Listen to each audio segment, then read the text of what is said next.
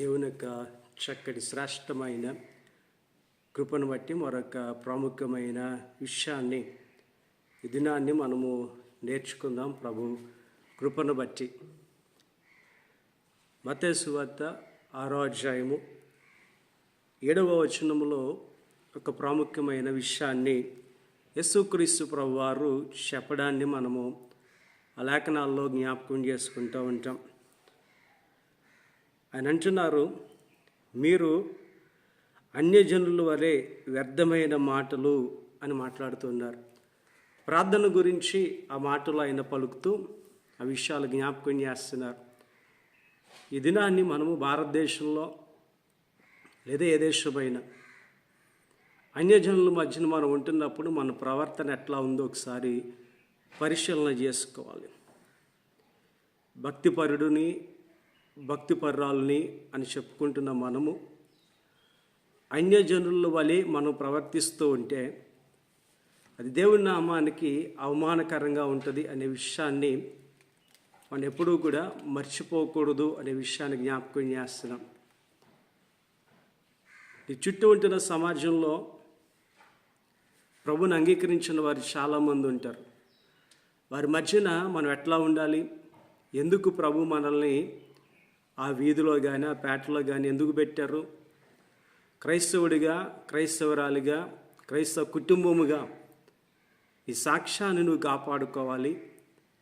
ప్రభుని అక్కడ నువ్వు మహిమపరుస్తూ ఉంటున్నప్పుడు ఆ అన్యజనులకు తెలియాలి వీరు క్రైస్తవ కుటుంబము బిడ్డలు అని. కానీ మనం ఏం చేస్తున్నాము?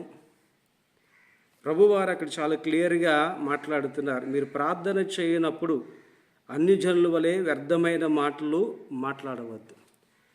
కేవలం మాటలకే ప్రార్థనప్పుడే కాదు, నీ ప్రవక్తనకు కూడా ఎట్లా ఉందో ఒకసారి పరిశీలన చేసుకో. అన్యజనుల మధ్యన మనం ఉంటున్నప్పుడు ఎటువంటి ఆత్మీయ స్థితిని మనం కనపరుస్తున్నాం. మాటలోను ప్రవర్తనలోను బైబిల్ పట్టుకొని వెళ్తున్నప్పుడు, తెల్ల బట్టలు వేసుకొని వెళ్తున్నప్పుడైనా మరి మామూలుగా ఉంటున్నప్పుడు ఆ సమాజంలో నీ ప్రవర్తన ఒకసారి గమనించి ఈ దినాన్ని ఒక నిర్ణయం తీసుకో. పరిశుద్ధాత్మదేవుడు నీతోటే మాట్లాడుతున్నారు.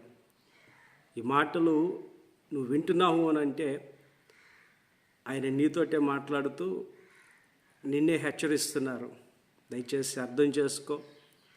ప్రభు ప్రేమతో మాట్లాడుతున్న ఈ మాటలను వినగలిగి అర్థం చేసుకోకపోతే నష్టపోయేది మనమే. గనక మన మాటలు మన ప్రవర్తన అన్యజనులకి మాదిరిగా ఉండాలి, కానీ అన్యజనులాగా కలిసిపోయి మనం ఉంటే దేవునికి ఇష్టం ఉండదు. దేవుడు మనల్ని లోకము నుండి వేరు చేశారు. గనక నీ మాటలోను ప్రవర్తనలోను ఇవ్వడములోను పుచ్చుకోవడములోను ప్రతి నడవడిక ప్రభు నామానికి మహిమకరంగానే ఉండాలి తప్ప అన్యజనులకి నీకు పెద్ద వ్యత్యాసం ఏమీ లేదు అన్నట్టుగా నా బ్రతుకు ఉండకూడదు. కనుక ఈ మాటలు వింటున్న నీవు నేను ప్రభు యొక్క ఆత్మకార్యాలు మనలో జరుగుతున్నాయి. నీలో అనిపిస్తుంది, నిజమే కదా, నేను నా సమాజంలో ఉంటున్నప్పుడు ఇలా మాట్లాడుతున్నాను, బైబిల్ చదువుతూ అలా మాట్లాడచ్చా, ప్రార్థన చేస్తూ అలా ప్రవర్తించచ్చా, ఆరాధన చేస్తూ వ్యర్థమైన పాటలు కూడా పాడచ్చా, లోక సంబంధమైనవి. ప్రభు యొక్క కృపను బట్టి దర్శనాలు పొందుతున్న నీవు నేను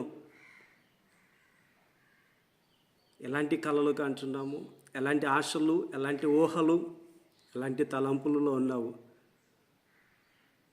కొద్ది నిమిషాలు ఈ మాట వింటున్న నీవు మనపూర్వకముగా దేవునితో నీ హృదయంలో ఎక్కడున్నావో అక్కడే ఈ వింటున్న మాటలు వెంటనే నీ హృదయంలో చేర్చుకొని ప్రభు దగ్గర పశ్చాత్తాపడి, ప్రభు నిజమే కదా, అన్యజనుల నుంచి నన్ను వేరుగా ప్రత్యేకపరిచావు, కానీ ప్రత్యేకంగా ఉండలేకపోతున్నాను, నీ నామానికి అవమానం చేస్తున్నాను, ఈ దినము నుండి నీకు ఇష్టమైన బిడ్డగా ఉండాలని ఆశపడుతున్నాను, నీ కృపనిచ్చి నడిపించు అని అడుగు. ఖచ్చితంగా పరిశుద్ధాత్మదేవుడు గొప్ప కార్యము నా జీవితాల్లో చేయునుగాక. అట్టి కృపాదేవుడు మనందరికీ అనుగ్రహించునుగాక.